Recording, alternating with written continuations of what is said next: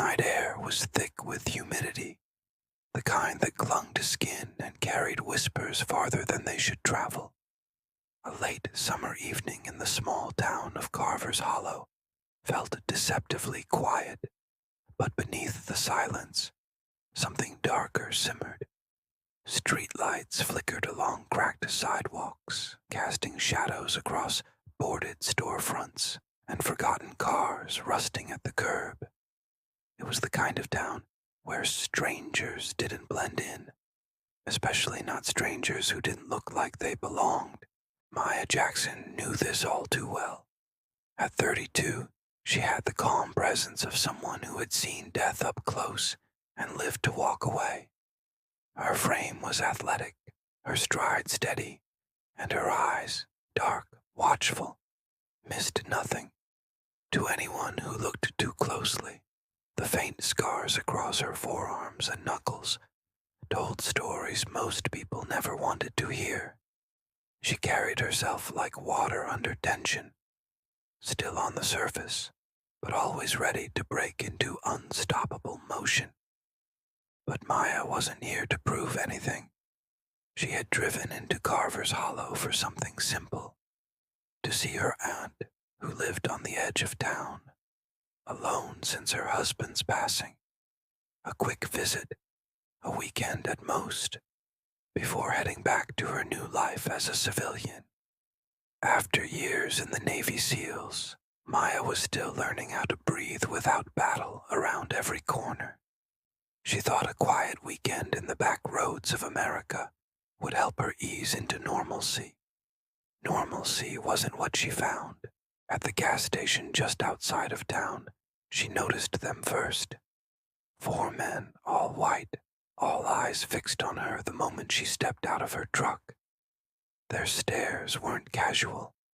They carried that sour weight of ownership, the unspoken belief that her very presence was an intrusion.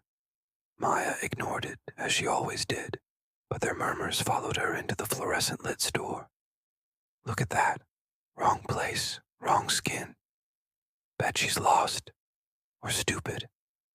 She's asking for it, coming around here. Maya didn't flinch. She bought the fuel, grabbed a bottle of water, and walked out without a word. In her past life, words could start wars. Silence could save lives. But the gang wasn't done. She saw the first one leaning against her truck when she returned, his boot resting on the metal step like he owned it. He smirked when she approached, a cigarette dangling from his lips. Pretty nice ride. Shame someone might key it out here. Maya set the water down on the hood, her face blank. Move. The man chuckled and tapped his buddies behind him. Hear that, boys? She thinks she's tough. 3 more came forward, forming a half circle. They weren't just loiterers. Maya read them instantly. The way they held themselves, the restless energy in their eyes, the tattoos inked on forearms with symbols she knew all too well. Racist gang. Small-town predators who thrived on intimidation. Normally, Maya would disengage, but as she reached for her door handle, one of them spat a word, sharp, hateful, coated in venom she'd heard 1,000 times before. Something inside her froze, then burned, not with rage, but with clarity. Her voice was calm when she spoke. You have 5 seconds to move. They laughed. The first swung. Maya caught his wrist midair, twisted, and dropped him to the concrete in one fluid motion. His scream ripped through the night as his shoulder dislocated with a pop. The other staggered back, startled, but pride and hate overpowered fear. They lunged as one. For Maya, it was instinct. Training took over. Years of muscle memory honed in deserts, jungles, and oceans, where hesitation meant death. She sidestepped the first, landed a palm strike to his jaw, and sent him sprawling. The second swung a chain. She ducked, drove her elbow into his ribs, and heard bone crack. The third pulled a knife. Knives were serious. Knives meant kill. Maya disarmed him in under 2 seconds, twisting his wrist until the blade clattered onto the asphalt. She kicked it under her truck and dropped him with a knee to the stomach. Silence followed. Just the hum of the gas station light, the ragged breaths of broken men, and Maya standing untouched among them. Her eyes scanned their faces. Walk away. Don't come back. But men like this didn't walk away. They regrouped, nursing their wounds. And one hissed, "You're dead. You don't know who we are." Maya leaned closer, her voice colder than steel. "I don't care who you are." That was the beginning. Word of the encounter spread faster than wildfire. In Carver's Hollow, the gang, calling themselves the Iron Claws, ran the streets like they owned them. They weren't used to being humiliated, and they sure as hell weren't used to losing to a black woman. Their pride was a wound that demanded blood. By nightfall, Maya noticed the shadows trailing her truck as she drove through town. A motorcycle in the rear view, a pickup that slowed when she slowed. She knew the signs: surveillance, intimidation, preparation for something bigger. She should have left. Her SEAL instinct screamed at her to leave, but her aunt's house sat on the outskirts of town, and Maya refused to abandon family. So she stayed. That night, while her aunt slept, Maya sat at the kitchen table with only the hum of the refrigerator for company. She laid out her knife, her flashlight, her small bag, civilian tools. Nothing compared to the arsenal she once carried in war zones. But she didn't need weapons. She was the weapon. Outside, the distant rumble of motorcycles echoed across the fields. The Iron Claws were circling. When the attack came, it was fast, reckless, and sloppy. A brick shattered the living room window. Tires screeched outside. Voices shouted slurs and threats. Maya's aunt screamed awake, clutching her robe in fear. Maya put a hand on her shoulder. Calm. Steady. Stay down. Don't move. She moved like a ghost through the house, slipping out the back door into the night. The gang hadn't expected resistance. They expected fear. Maya gave them war. One tried to pry open the front door. She caught him from behind, clamped her arm around his throat, and dragged him into the shadows until he collapsed unconscious. Another waved a bat, smashing the porch rail.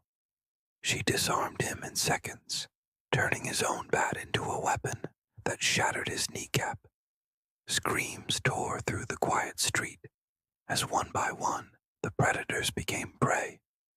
By the time police sirens wailed in the distance, the Iron Claws had scattered, dragging their wounded with them. But this wasn't over. Not for them. Not for her. The night ended with flashing red and blue lights bouncing against the windows of her aunt's small home. The local sheriff, a heavy-set man with thinning hair and a jaw that worked a wad of tobacco, asked questions with the casual tone of someone who already knew the answers. He didn't press Maya hard. The unconscious gang member on her lawn and the trail of blood across the driveway spoke volumes. But behind his eyes, Maya saw it. Hesitation. Calculation. "You don't want to get mixed up in this, ma'am," he said finally. "Iron Claws, don't forget. They'll be back." Maya's jaw tightened. "Let them." The sheriff spat into the dirt, uneasy. "You don't understand. They run half this county. Most folks, we just keep our heads down." Maya's eyes flicked toward her aunt, who was clutching her robe, trembling. "That's not how I was trained to live." The sheriff gave her a long look, as if he sensed there was more to her than the surface showed. But he didn't ask. Men like him survived by pretending not to see. He left, and the night went quiet again, except for Maya's steady breathing as she stood watch until dawn. By morning, the town knew. At the diner, whispers spread like wildfire. A black woman had humiliated the Iron Claws. Broken bones, stolen pride. The men drank their coffee with nervous eyes. The women whispered behind napkins. No one dared speak her name aloud, but the story grew teeth with every retelling. The Claws answered by doubling down. Maya saw their graffiti on her aunt's fence the next day. Crude slurs, threats, a claw mark painted in red. The same symbol she'd seen inked on their arms the night before. Her aunt begged her to leave. "Maya, baby, you don't owe us this. Just go, please." But Maya shook her head. "If I leave, they win. They'll keep running this town with fear, and you'll always be looking over your shoulder." Her aunt's eyes filled with tears. "Then what are you going to do? You're one woman." Maya's lips curved into a faint, grim smile. One Navy SEAL. That afternoon, Maya drove into town.